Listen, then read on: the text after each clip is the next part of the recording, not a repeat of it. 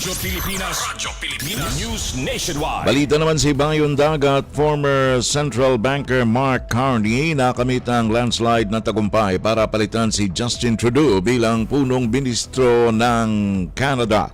Mula po sa Radyo Pilipinas World Service, naritong report ni Jay Arevalo. Radyo Pilipinas. Radyo Pilipinas. Report. Inangkin ng dating central banker na si Mark Carney ang isang landslide na tagumpay nitong linggo upang pamunuan ng Liberal Party ng Canada at maging susunod na punong ministro ng bansa na hahalili kay Prime Minister Justin Trudeau. Tinalo ni Carney si Chrystia Freeland, dating finance minister ng administrasyon, sa botong 86% ng mga boto ng mga miyembro ng partido. Sinabi ni Carney na siya ang karapat-dapat sa pwesto upang buhayin ang partido at pangasiwa ng mga negosasyong pangkalakalan kay US President Donald Trump na nagbabanta ng mga karagdagang taripa na maaaring makapinsala sa ekonomiyang umaasa sa pag-export ng Canada. Sinabi rin nito na hindi magiging business as usual at hindi niya papayagan na magtagumpay si Trump na pahinain ang kanilang ekonomiya. Ayon pa kay Carney, pananatilihin ng kanyang gobyerno ang taripang ipinataw ni Trudeau hanggang sa ipakita ng Amerika ang paggalang nito sa Canada. Mula sa RP World Service, para sa Bagong Pilipinas, ito si Jay Arevalo, Radyo Pilipinas, Radyo Publiko.